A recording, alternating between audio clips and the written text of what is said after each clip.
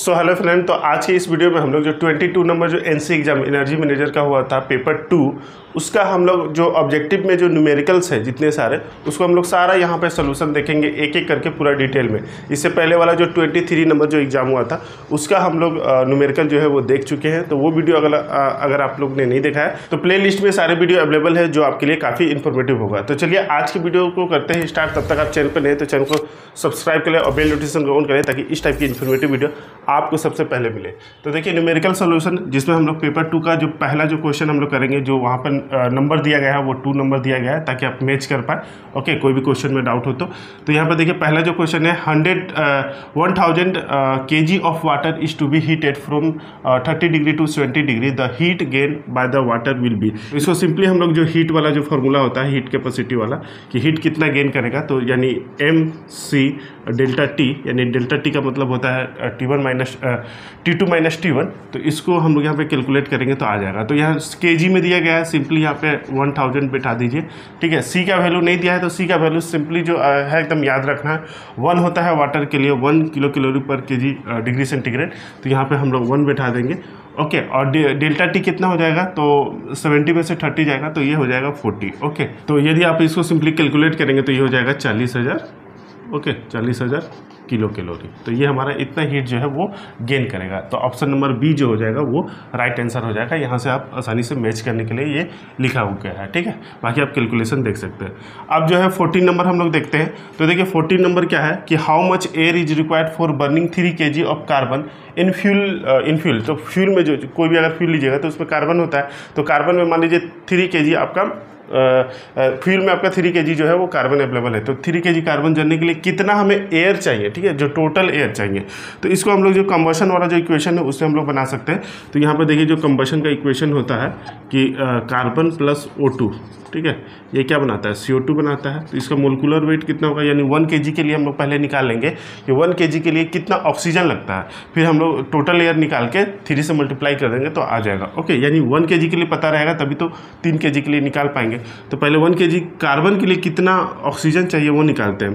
तो ये कार्बन का मोलिकुलर वेट होता है 12, ऑक्सीजन का होता है आपका 32, इसका होता है 44। ओके, तो 12 kg के लिए 12 kg कार्बन के लिए 32 kg हमें ऑक्सीजन चाहिए, तो 44 kg हमें CO2 मिलता है। तो 1 kg के लिए कितना चाहिए, तो ये हो जाएगा 32/12। ओके, हमें चूंकि यहाँ पे ऑक्सीजन से ही मतलब है, इसीलिए हम अगर 1 kg कार्बन निकालना चाहिए यानी 12 से इसको डिवाइड कर देंगे, 12 से इसको भी डिवाइड कर देंगे तो ये 1 kg के लिए आ जाएगा। अब यदि इसको कैलकुलेट करेंगे तो ये आ जाएगा आपका 2.66। ओके, तो यानी कि इतना केजी हमारा जो है वो ऑक्सीजन लग रहा है। अब हम लोग निकालेंगे कि 1 kg कार्बन के लिए टोटल एयर कितना लगेगा। तो 1 kg कार्बन के लिए आपका एयर क्वांटिटी हम अगर निकालना चाहें, एयर क्वांटिटी, तो हमारे एटमॉस्फेयर में बाय वेट जो ऑक्सीजन होता है वो 23% होता है। तो 23% को हम लोग जस्ट डिवाइड कर देंगे इससे, तो हमारा टोटल एयर जो है वो निकल के आ जाएगा। तो 23 को परसेंट को हम वैल्यू में लिखेंगे तो 0.23 हो जाएगा। तो यहाँ पर आप यदि निकालेंगे इसको तो ये हो जाएगा 11.5।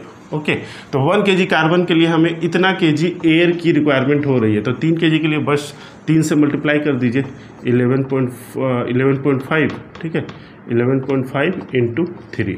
तो ये आपका आंसर जो है वो निकल कर आ जाएगा 34.7 kg। ठीक है, तो ऑप्शन नंबर बी जो हो जाएगा वो राइट आंसर हो जाएगा। ओके, आई होप कि ये कैलकुलेशन आपको क्लियर हो गया होगा। अब देखिए हम लोग नेक्स्ट देखते हैं question. If HF is 159 kilo calorie पर kg। HF यानी कि आपका होता है सेंसिबल हीट। ओके, और HFG का मतलब होता है लेटेंट हीट। ओके, तो और बोला कि आपका HF इतना है और HFG जो है वो 498 किलो कैलोरी पर kg है। What will be total heat, हमें टोटल हीट निकालना है। ठीक है, यानी कि इंथैल्पी निकालना है।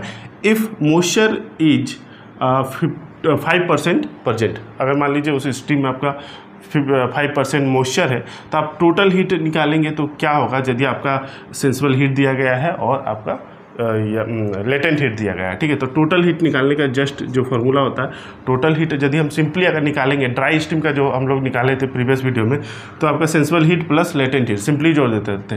लेकिन यहाँ पे मॉइस्चर दे दिया गया तो मॉइस्चर के लिए थोड़ा सा बस चेंज हो जाता है। तो यहाँ पर हमारा जो हो जाएगा HF, ठीक है, HF प्लस, तो मॉइस्चर कितना है मॉइस्चर आपका 5% है, ठीक है। तो इसका हम लोग ड्राइनेस फ्रैक्शन निकालेंगे।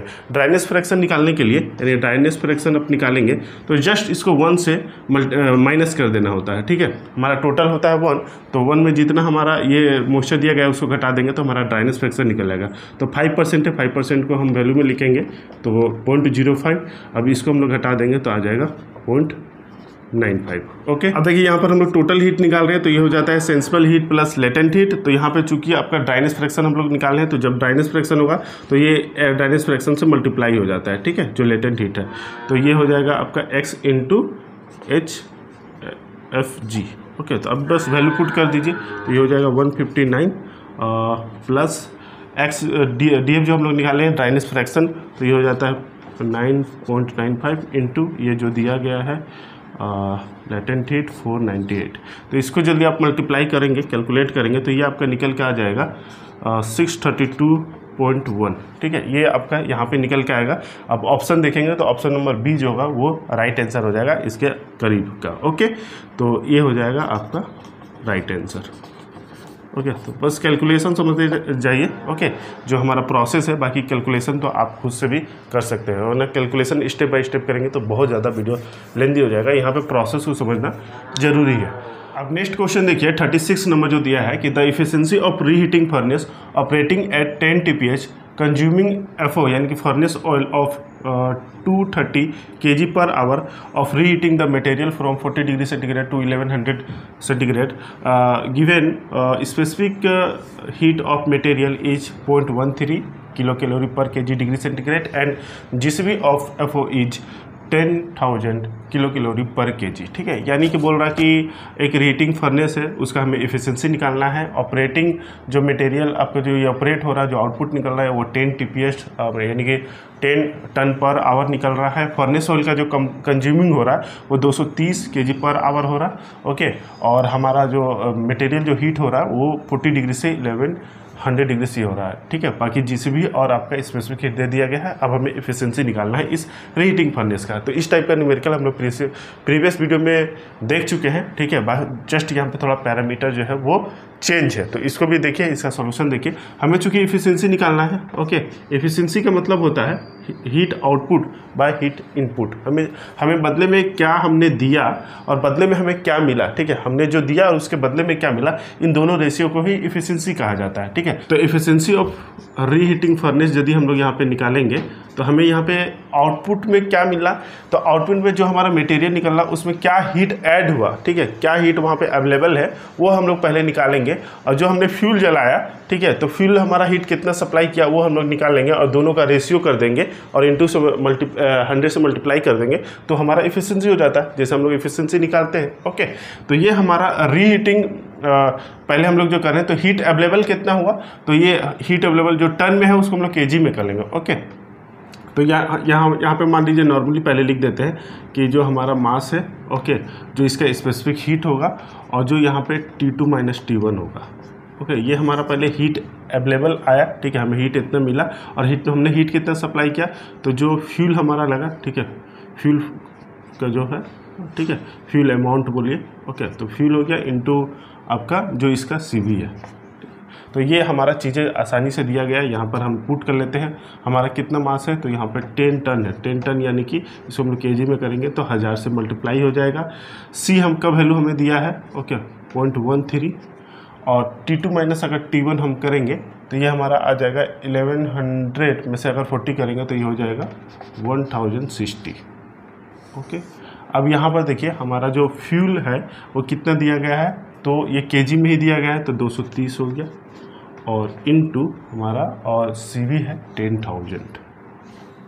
ओके, अब यदि आप इसको सिंपली कैलकुलेट करेंगे, गुना भागा करेंगे तो ये आपका निकल के आ जाएगा 60% जो है वो आंसर आ जाएगा, ठीक है। 100 से यहाँ मल्टीप्लाई करना है, हम एफिशिएंसी निकाल रहे हैं। ओके, 100 से मल्टीप्लाई करेंगे तो ये परसेंटेज में आ जाएगा। ओके, तो ये ऑप्शन नंबर बी जो होगा वो राइट आंसर यहाँ पे हो जाएगा।